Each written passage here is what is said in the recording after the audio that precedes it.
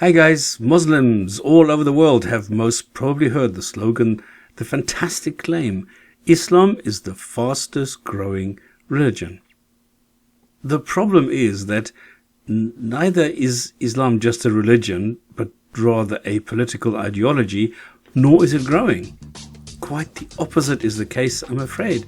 Islam is in trouble and dying fast. The claim is sheer propaganda.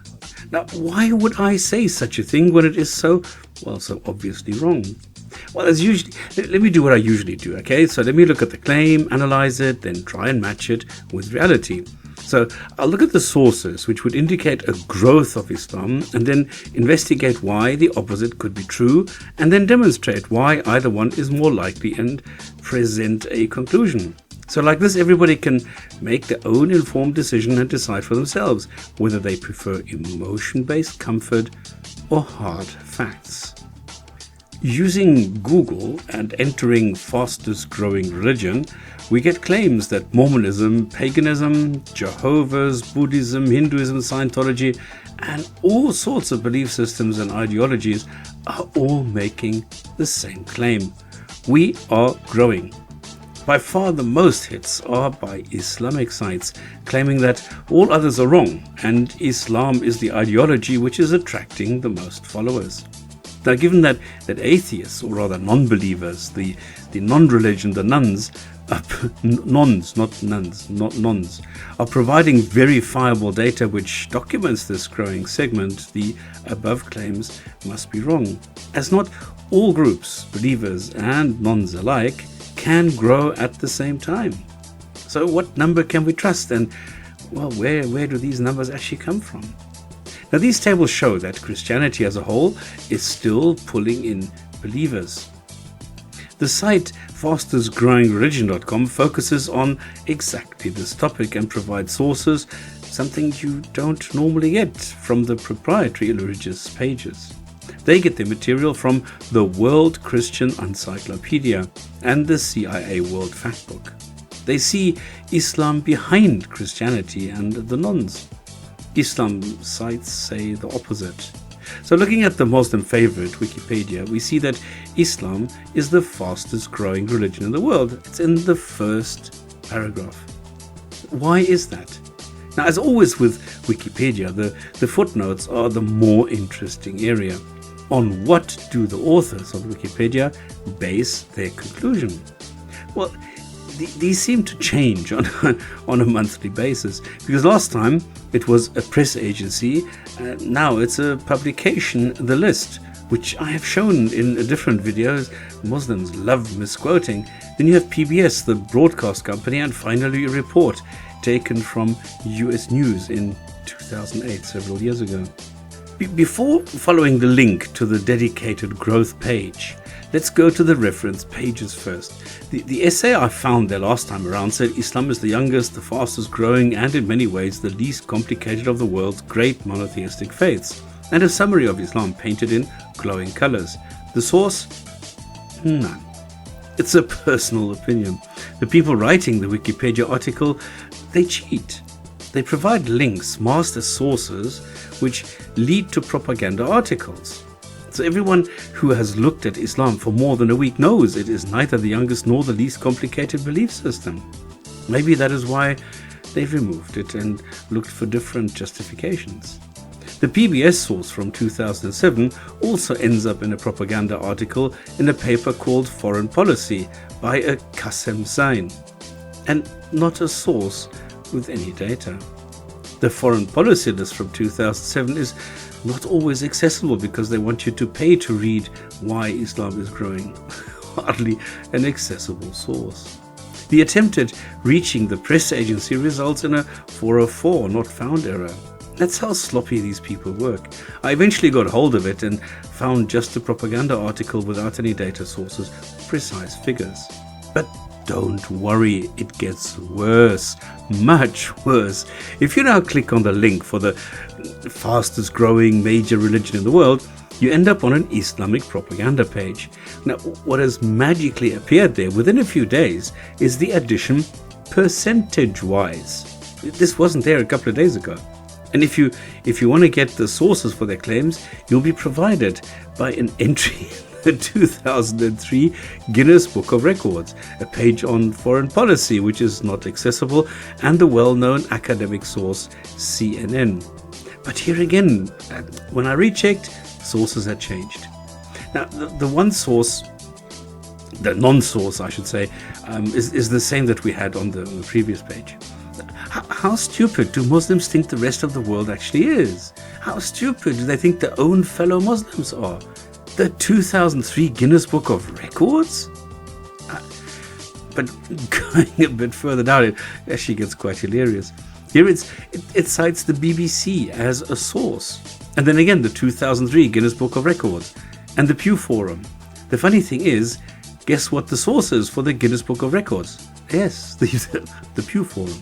So the added source is a 2013 paper by Johnson and Grimm. The reference page 10 is quite a busy page with loads of numbers. What does it tell us? Well, it covers 100 years of religion and shows very clearly, if anything, that in the last 100 years the biggest growth was for agnostics and atheists. Now, what I don't quite understand is that if a person is not sure a God exists, the agnostic, this means they don't really believe they exist and are thus atheists. But whatever.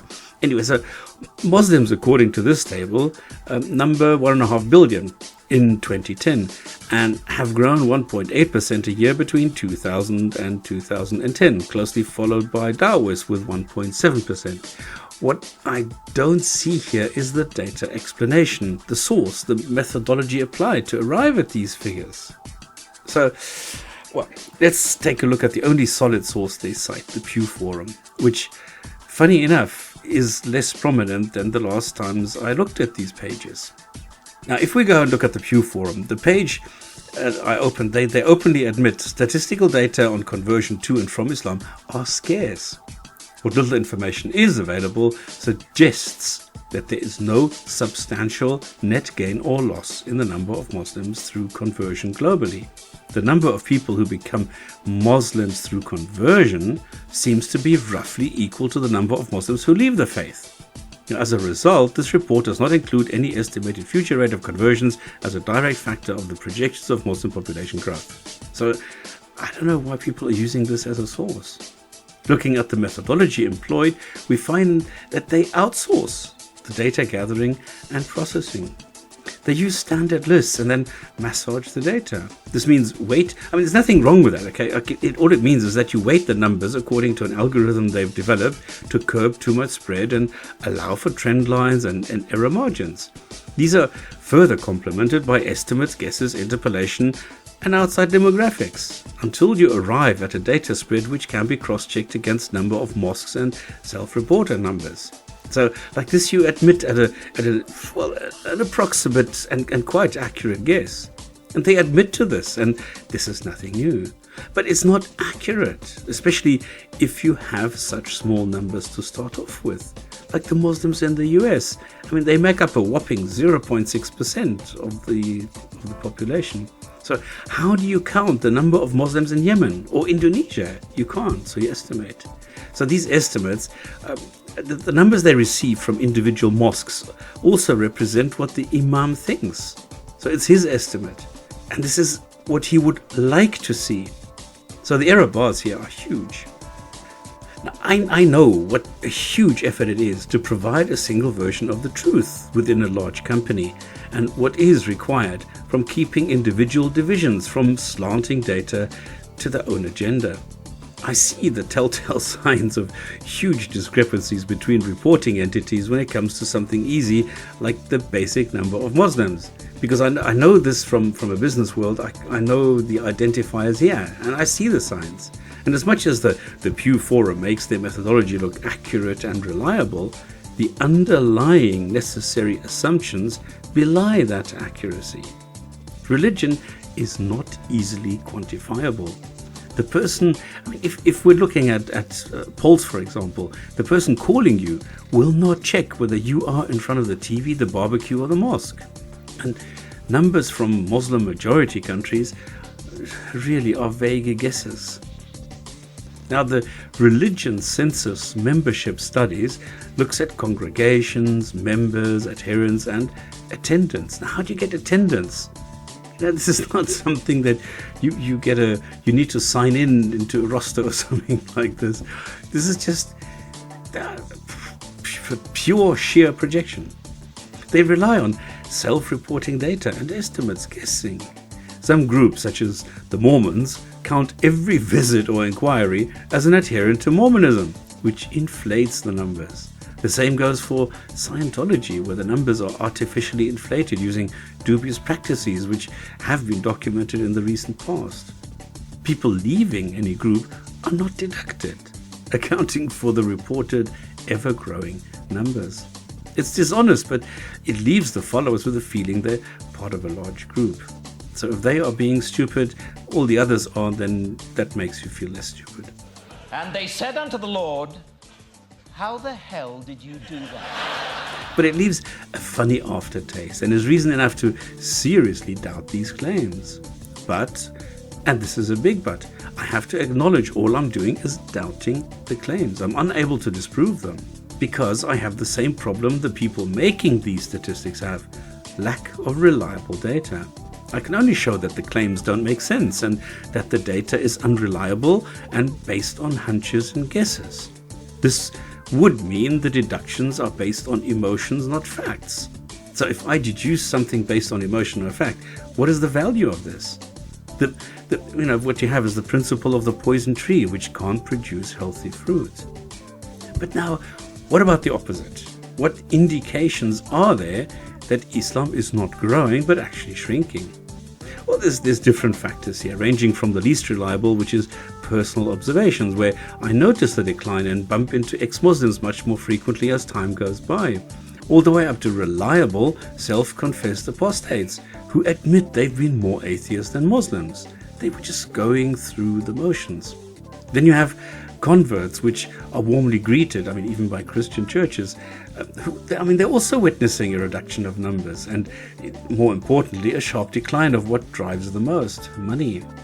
The non-believers are offering the least, namely nothing except freedom and a productive mind, and are the group growing exponentially.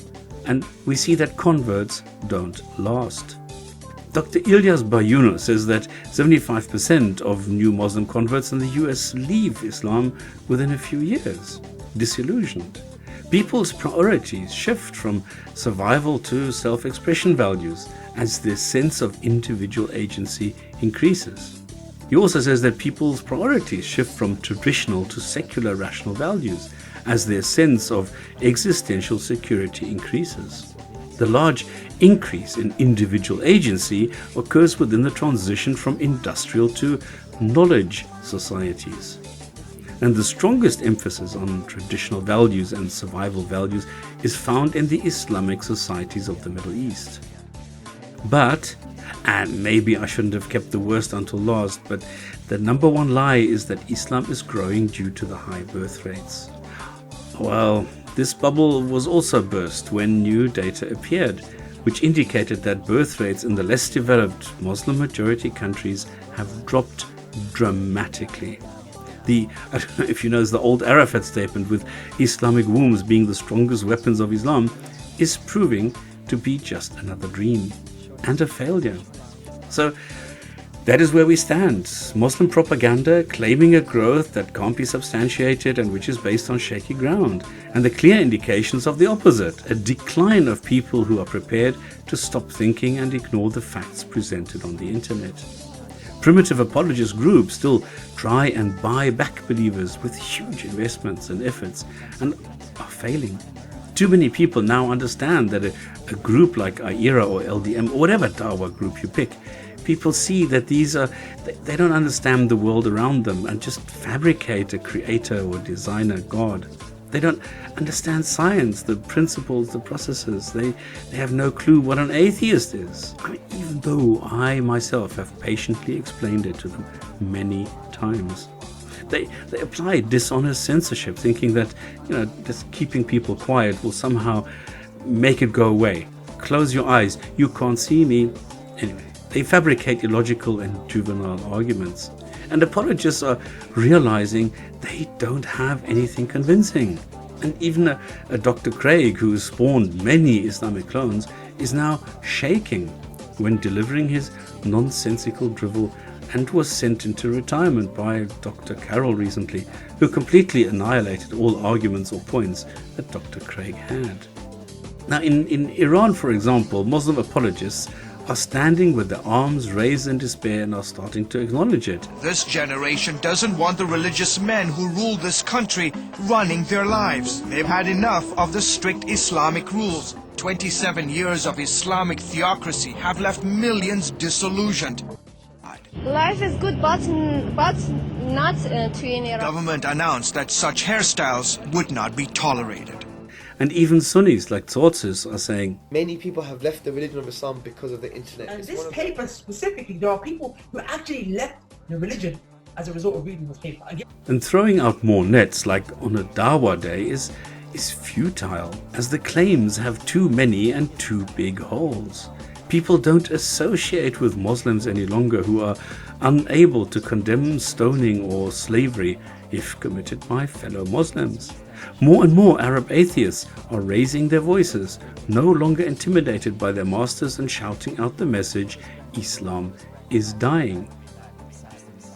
This is my conclusion based on the data that I have, which shows that the claims that Islam is growing are wrong. They don't exist. They are fabricated. And on the other hand, I have data which suggests that Islam indeed is dying. Thanks for your time.